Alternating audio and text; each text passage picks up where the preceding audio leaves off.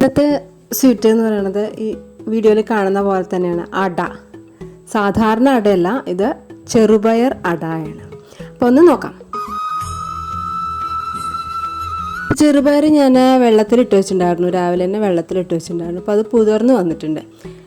അപ്പോൾ ഈ നല്ലോണം പുതിർന്ന ചെറുപയറിനെ നമുക്കൊന്ന് അരച്ചെടുക്കണം. നല്ലോണം അരച്ചെടുക്കണം. അപ്പോൾ അതിൻ്റെ ആ തോലിൻ്റെ ഇതൊന്നും ഉണ്ടാവാതെ നല്ല ഫൈനായിട്ട് അരച്ചെടുക്കുക.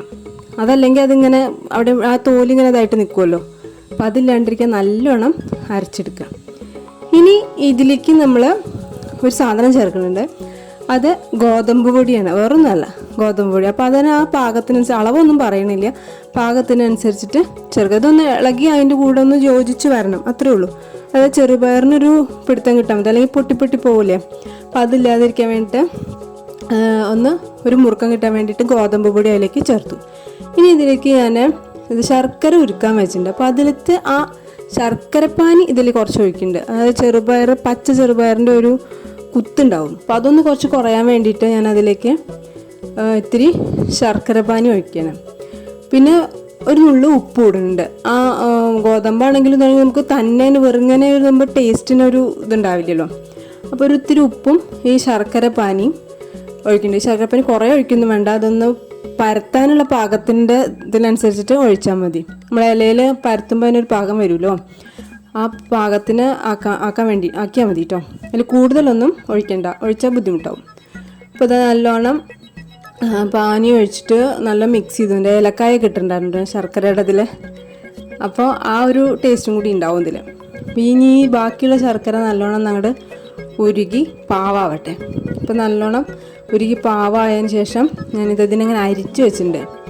അപ്പോൾ ശർക്കരത്തെ ആ ഇതൊക്കെ മാറാൻ വേണ്ടിയിട്ടൊന്ന് അരിച്ച് വെച്ചിട്ടുണ്ട്. അതിലേക്ക് ഞാനിത് ഈ തേങ്ങ ചിരകിയതിട്ടുണ്ട്. ഇതാണല്ലോ നമ്മളെ സാധാരണ അടയുടെ കൂട്ട് ഉള്ളിൽ വെക്കണത്. ഇതിലേക്ക് ഇനി വേണമെങ്കിൽ അവിലോ ചെറുപയർ വേവിച്ചതോ പഴമോ എന്തൊക്കെയാണ് നമ്മളുടെ ഇഷ്ടത്തിന് ചിലപ്പോൾ കൂട്ടാം. ഇപ്പോൾ ഇത് സാധാരണ രീതിയിൽ ഉണ്ടാക്കുകയാണ്. അതിൽ തേങ്ങയും മറ്റേ ശർക്കരയും മാത്രമേ ഉള്ളൂ. ഇതാണ് ഇപ്പോൾ നമ്മുടെ ഉള്ളിൽ വെക്കുന്ന ഫില്ലിങ്. ഇനി ഇതാ ഇലയിലേക്ക് ഞാൻ കുറച്ച് മാവ് ഇതിലൊഴിച്ചിട്ടുണ്ട്. ഇനി അതിനൊന്ന് പരത്തിയെടുക്കണം. അപ്പം നല്ല കനം കുറച്ചിട്ട് തന്നെ ഞാൻ പരത്തണം, അല്ലാതെ കനത്തിലൊന്നുമല്ല. ഇനി ഇതിലേക്ക് ഞാൻ പകുതിക്കിൽ ഈ കൂട്ടിട്ടുണ്ട്. അതിനെ ഒന്ന് ആ പകുതി ഭാഗത്തേക്ക് ഒന്ന് പരത്തി വയ്ക്കുക. അപ്പോഴാണല്ലോ ഇപ്പുറത്തെ പകുതി അടച്ചു വയ്ക്കുമ്പോൾ അതിലേക്ക് ജോയിൻ്റ് ആയിക്കോളുമല്ലോ. അപ്പോൾ എല്ലായിടത്തും ഒന്നും തേക്കില്ല, പകുതിക്ക് മാത്രമേ അത് ഫില്ലിങ് വെക്കണുള്ളൂ.